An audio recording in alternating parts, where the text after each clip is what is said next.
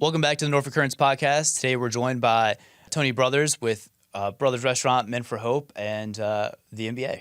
So, Tony, thanks for being here. We're glad to have you. Thanks for having me. So, Tony, you grew up here in Norfolk and have spent your whole life here and are now working on some of the, I think, most interesting and promising projects here in town.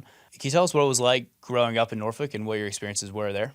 Well, I was born in Norfolk. I lived here till I was about 4 years old, Okay. and then we moved to Chesapeake. We stayed there until I got into high school, where we continued to live there. My guardianship was changed to my grandparents so that I could go to Booker T. Okay. So I ended up going to Booker T in the 11th and 12th grade and graduated from there then to Old Dominion. And so I've been here ever since. That's awesome. And was basketball a component of your life that early as well? No, I don't even really care too much for basketball. Okay. Like, in the sense of, I'm not a fan, like just watching it. When I ended up refereeing in the NBA because I wanted to be a judge. Oh, no way. And I applied to 2 schools, William and Mary and UVA, and they both said no. My mom made a call over to Old Dominion and someone that she knew about a week before school started, and they admitted me there. And after I graduated, I went working for a consulting firm. That same mom called someone she knew and got me a job at the consulting firm, where I met a lady that refereed basketball.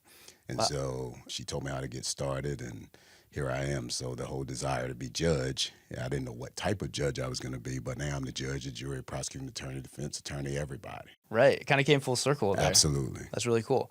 And so now you get to travel quite a bit for games, to be out there. And do you feel like you get to share Norfolk's story as you go to, different places to ref games? Well, this is my 30th year, and so I've gone just about everywhere, not just in the United States, but even around the world, with the NBA. And the experiences that I have had, a lot of people ask me, they say, well, why don't you live in place A or B or C? And I say there's no better place to live than Norfolk. And I'm out always bragging about the fact that we have water everywhere. We have venues here. We have, I would like for us to have a lot more going on downtown, and that's one of the reasons why I moved the restaurant over to MacArthur Center, because I think Norfolk's the greatest place to live. And there's people that probably disagree with me, but I really don't care what they say. Yeah, that's awesome. I really appreciate that commitment to staying here when you could have been living in a major metro closer to work, presumably. So that's a huge commitment to here locally in the community. I understand that prior to kind of getting into the restaurant business, you've done a lot for the community by the way of nonprofits, right? Right. So it's been 21 years ago, when my mom passed away. I was really struggling to kind of deal with that. She was 57, I was 37. She lay down to go to sleep, didn't wake up. And she was very influential in the community. She was the highest ranking minority female at Bank of America corporate-wide when she passed away. Incredible. And had done a lot for people here as far as jobs and everything was concerned, and most iconic person to me. And when that happened, everything was like swirling around in my head. So I went from psychiatrist to medicines to all types of things, and nothing was working. Once I got into the nonprofit space and felt I was doing something beneficial in honor of her, it made it a little easier to cope. But we started, I remember the first event we had, I had Martin Luther King III come here and speak, and it had so much support here, from Alan Nussbaum to Pete Decker to Bob Aston to all these people, Mayor Alexander. Everyone in the city has always rallied behind what I have done, and so it made it easy to do the things that I did. But to me, it's more of a community effort, and it was really about, I was a product of a single-parent household, and my father was there around all the time, but my parents were divorced. And my mom was super successful. And so to lose her at such an early age, which I believe was a product of the stress that goes with being a single parent, even though she was very successful, she still had to worry about 2 kids. And so when I started the foundation, I said, if I can buy a kid another day with their mom, then it was something that was worthwhile. Yeah, that's incredible. So, and you're talking Men for Hope, right? Absolutely. Okay, cool. So Men for Hope, what's the driving mission then? What's your kind of guiding light at Men for Hope, and what kind of activities do you take on? Well, prior to Men for Hope, my ex-wife and I started something called Still Hope Foundation, and it was to benefit single moms, which, as I said, I was a product of a single-parent household. It ended up, when we got divorced, she turned that into something called Journey for Success, and I started Meant for Hope. And Meant for Hope's mission was pretty much the same way. When I was part of Still Hope and we were dealing with single moms, I said to myself, I says, the effects of being in a single mom household on young men, Yeah. right? And not having that father figure, which I had. So I said, if I'm still challenged and my father was around and my mom was super successful, we had everything we needed and most of what we wanted, I can only imagine what it was like for everybody else. And so we became more of a grant-giving organization with an achievable dream. It's been a benefactor of what we do. The same thing with the YMCA of Southampton Roads at one point. So we have found organizations that we could support. And through the relationships that I have created over the years from people from the NBA, NFL, Major League Baseball, and entertainment world, I would bring them here and we would have events, Chrysler Hall, Town Point Park, everywhere, and raise money and then support those organizations. That's awesome. And do you see a lot of crossover between kind of the skills and expertise you've learned as a ref in the NBA to kind of running the nonprofit and being focused on that community impact? Well, it's kind of different beast. The NBA is the NBA, Right. and the NBA provides a vehicle. It provides the relevance that allows me to do other things. Right. And so I think that they're sort of mutually exclusive of each other in that the NBA provides the avenue, and then it's what you do with it from there. And Right. so my mom was really the catalyst of me doing something in the community. Not that I was such a great guy. I just did not know what to do when she passed away. And it sort of helped me get over a hurdle that I was dealing with. And so I would say that they are all connected, but all separate. Yeah. And the restaurant was something, there's a place in Dallas and Houston, I don't know, and I think it's Nashville as well, called Sambuca. Okay. And Sambuca is a restaurant, sort of jazz entertainment place. And I had gone there one time, and then I said, this is something that we need in Norfolk. And so that's what sort of led the charge as far as the restaurant was concerned. So that's why I say some days we're a fine dining restaurant with entertainment. And when we have national acts come in, we're an entertainment venue with food. So that's sort of how we are and who we are. Yeah, I love that idea of bringing something to town that you want to be here and have seen other places. Can you tell us about some of the most memorable acts and events you've brought to town? I know you've programmed things like Chrysler Hall and Town Point Park throughout the years. What's maybe the most standout one to you? Well, they all were pretty. When I look back at it now, Yeah. It didn't seem like we were doing much, but we were doing a lot. So we brought everybody from Anthony Anderson to Gary Owen, Theo Vaughn, Lavelle Crawford, The Whispers, Eddie Levert, Jeffrey Osborne, Jonathan Butler, Kurt Whalum, Rick Braun. We have brought just major entertainers. And then athletes, Doc Rivers has been here, Moses Malone, Doug Williams, everybody has come in to support what we do. So, and looking back at it, I think it was a major feat, but when it was going on, it didn't really seem like much, but I really wanted Norfolk to see and feel these people that I interact with a lot. Yeah. And it gave a reason for them to come because most of them like to play golf and come and participate and help with charities and things like that. And so it also gave us something here that we could kind of put a little notch in our belt. So, Yeah, absolutely. I think it's really important for our city to see those folks who are involved in such big projects and these kind of national, international talents come here. What do you think those talents have an impression of Norfolk when they come here? What's their kind of reaction to seeing the city? Well, when they come in for our events, they don't really get to see much of it because they usually come in either that morning or late that night before.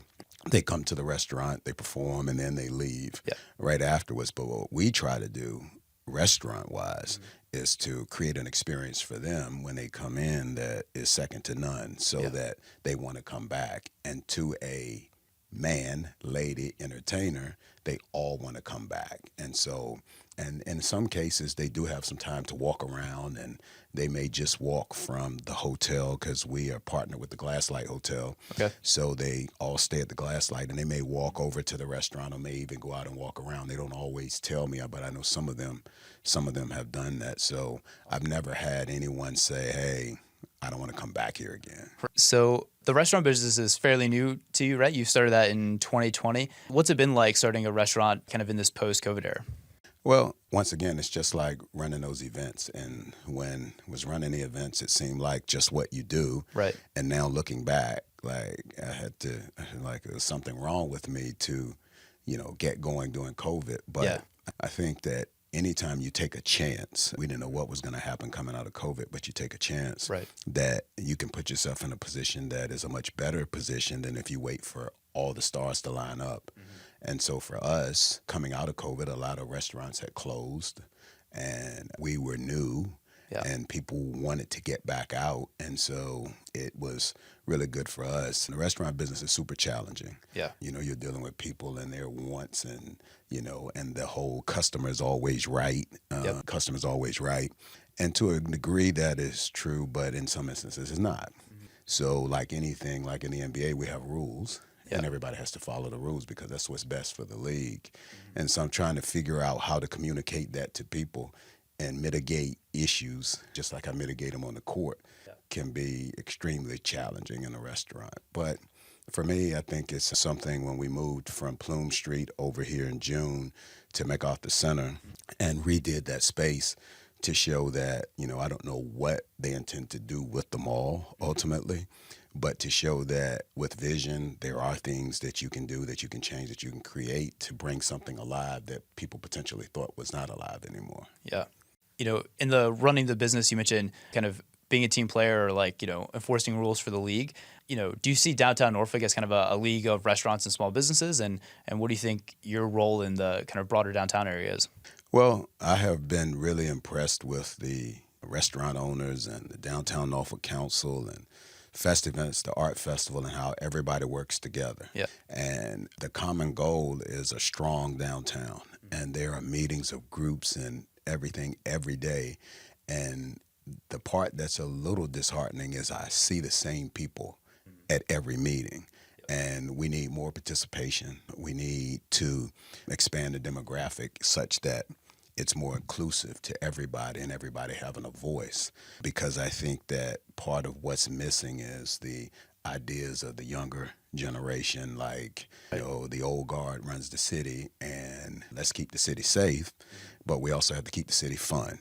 Right. So trying to find that balance. So for me, I think I present a fresh voice from the business side. I was always involved with city government through the nonprofit side, but now from the business side, a fresh voice, ideas, and a voice for some that have been voiceless. And you can't fix everything, but not everything is broken that appears to be broken.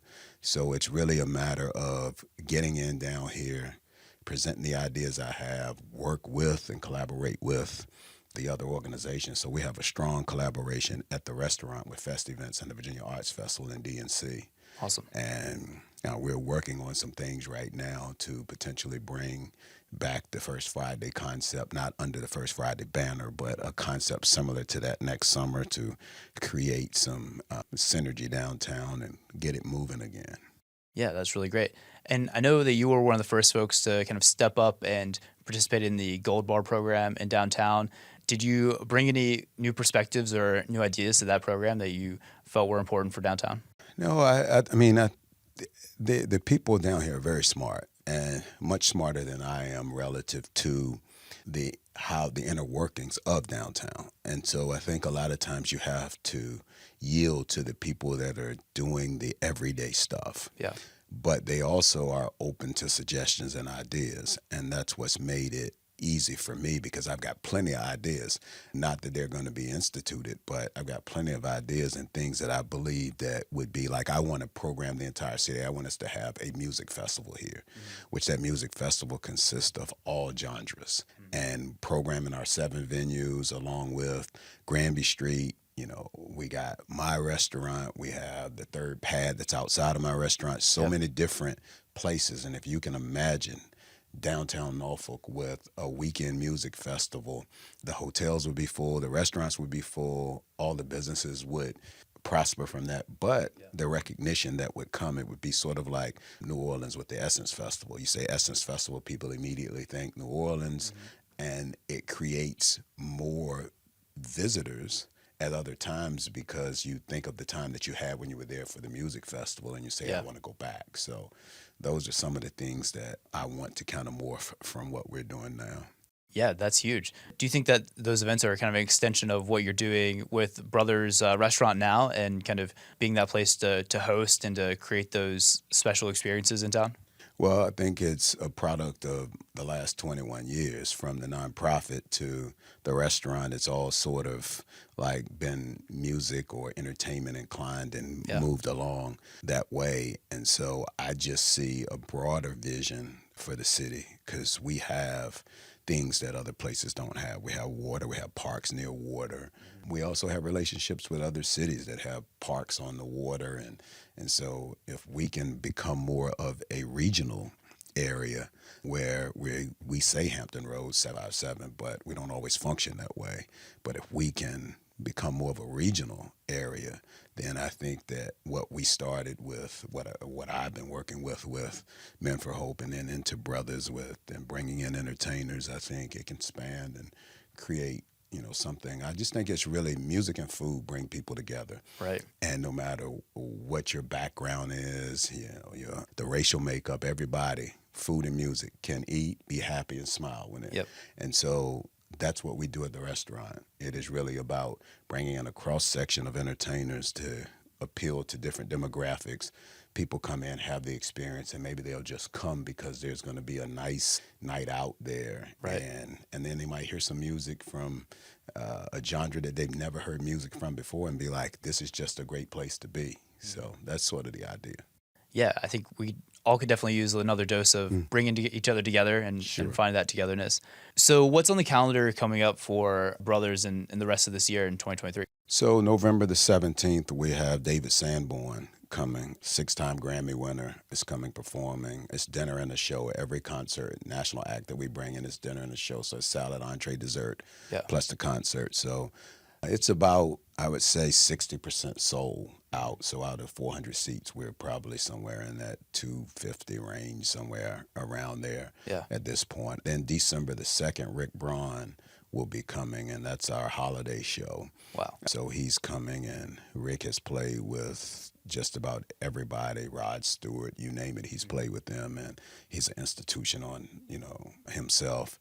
And then on New Year's Eve, we have Eric Darius coming, and so he's a chart topper right now. I think he has a few #1 hits on the chart now, but he's coming. So we're having 2 shows, our normal dinner show at 6, and then we're having a New Year's Eve show at 10. That'll go into New Year's. So those are the things that are finishing out the year here at Brothers. Cool. So it sounds like roughly once a month you've got a big show. Is that kind of the cadence you're looking to keep?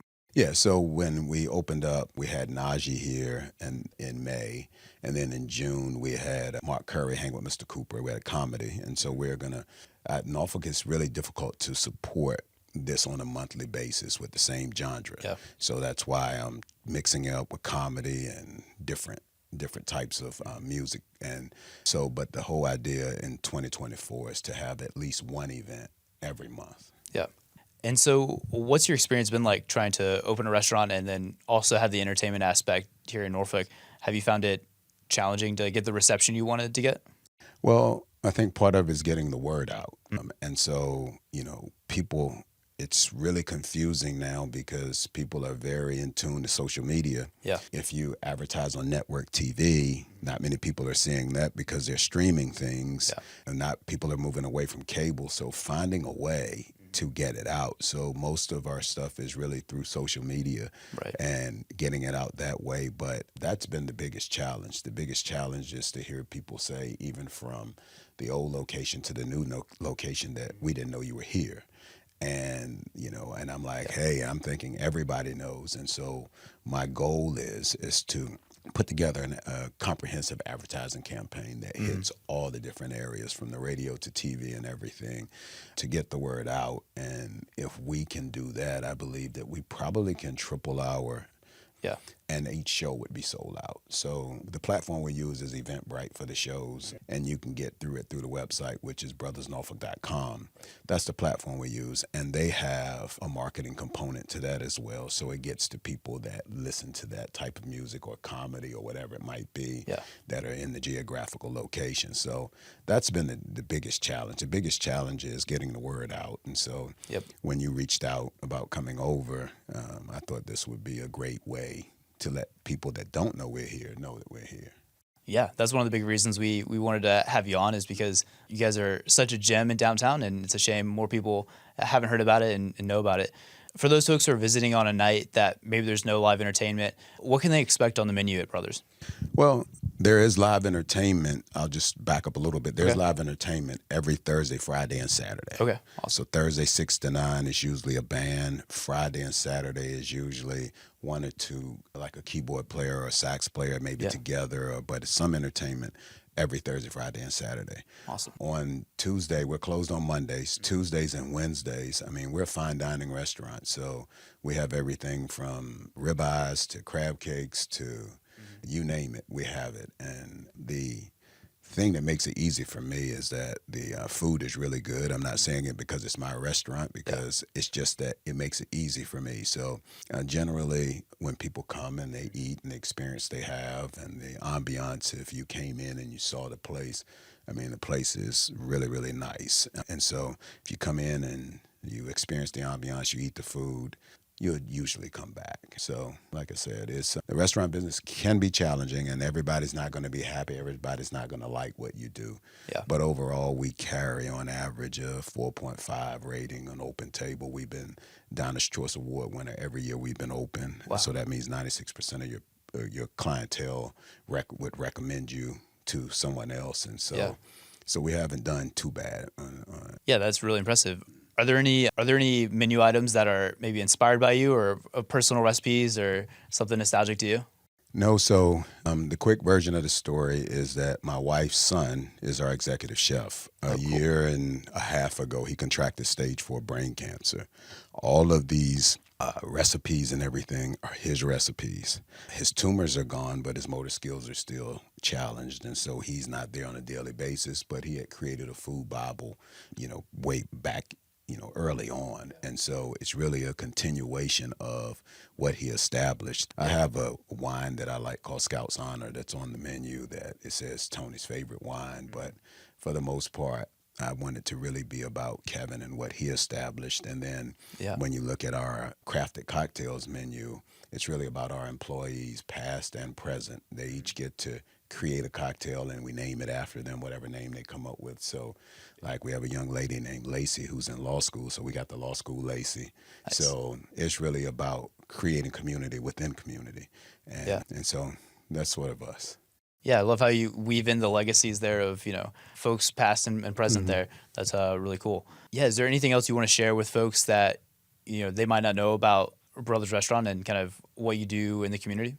I'm getting ready to go to start my 30th season in the NBA. Wow. And I'm leaving this weekend to go out. My wife runs the restaurant. I don't have to worry about it when I'm gone. Yeah. And even though I'm the person here talking to you, I think the thing that I would really leave with you is that, like I said about Mayor Alexander and Delegate Williams, different people that are part of the city, there would not be a Tony Brothers without them. And this goes all the way back. So even though I've sort of been the person out front, probably because of the relevance I have with the NBA, it's really been a collective effort in the city, and it continues to be. Even now, when I'm on the board of the DNC, the Downtown Norfolk Council, and to see all the work that they do and all the ambassadors out picking up trash and things that you don't even pay any attention to. Right. Like when you're, going through the city, like who does this? How does this happen? All the different things. I realize that I'm just part of a group of people that have a common goal, which is to make Norfolk better. And so I try my best to do my part. I try to stay in my place. That's hard for me, but I try to stay in my place. But without the support that I've had, none of this would have happened. Yeah, it definitely takes a village to make Norfolk a better place. And is there anything that you're particularly hopeful for the future of the city? Well, we're supposed to get a casino. We're supposed to get an arena. Yeah. I want to know what's going to happen with the mall because I'm here for 10 years. Yep. So it's a lot of things that are hanging out there that I know they're working on.